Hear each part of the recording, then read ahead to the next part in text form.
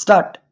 Ladies and gentlemen, I am very grateful to all of you for having invited me to take part in the Safety Week celebrations. Usually, such celebrations are organized only in factories and in big other places where big machines are used. It is indeed a very useful idea on the part of the residents association of this area to have arranged such a function in your own colony with a view to educating the residents of this colony on the importance of adopting safety measures both at home and outside.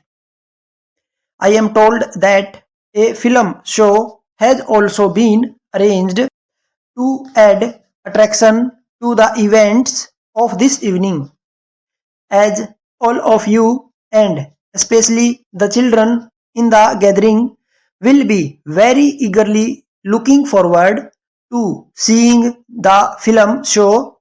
I shall try to be very brief in my speech. As you all know, the number of road accidents is increasing every year. As a matter of fact, we read in the newspapers every day about a road accident in some place or the other. It is not as if no efforts have been taken to prevent the occurrence of such accidents. In every city and town, we find traffic policemen doing duty almost round the clock at important road junctions. In addition to this, some young boys from schools and colleges are also doing voluntary service by regulating the traffic on the roads.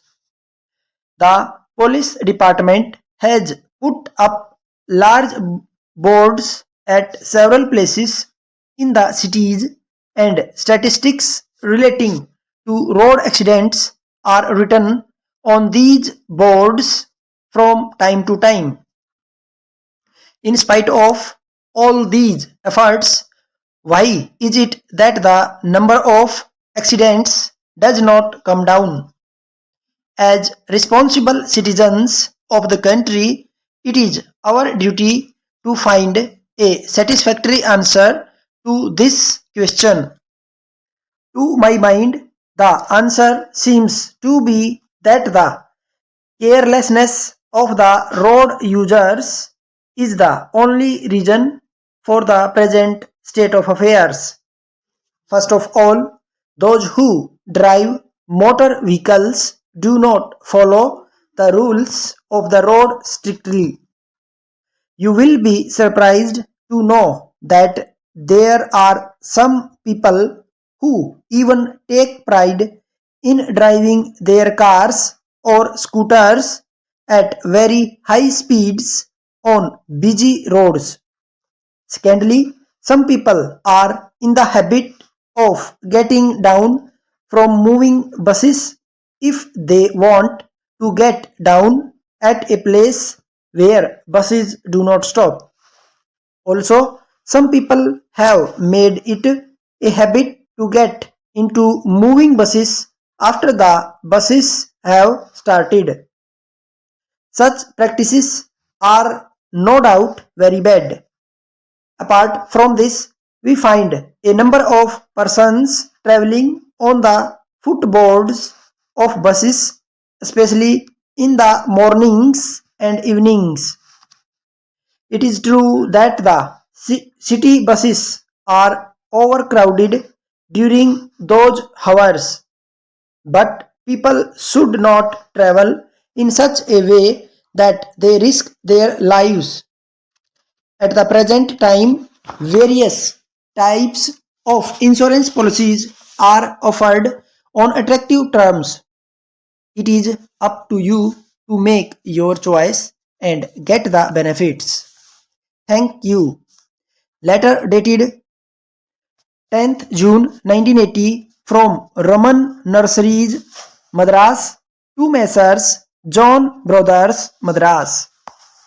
Dear sirs, we have great pleasure in informing you that we have set up a nursery farm near Madras city.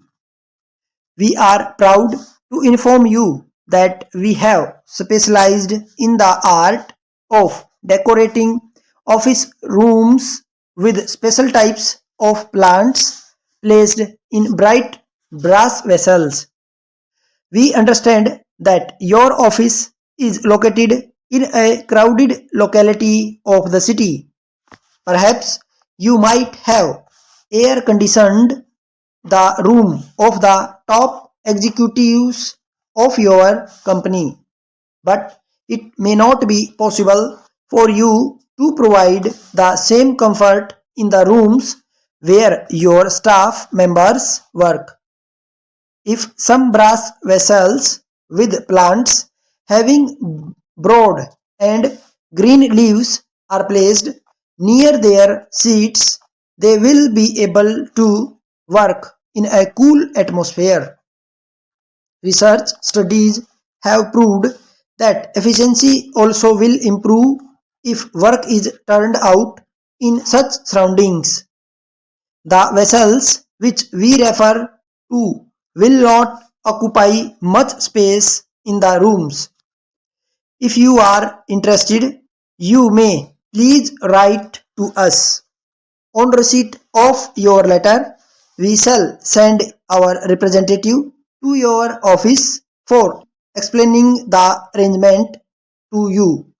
Yours faithfully, Stoke.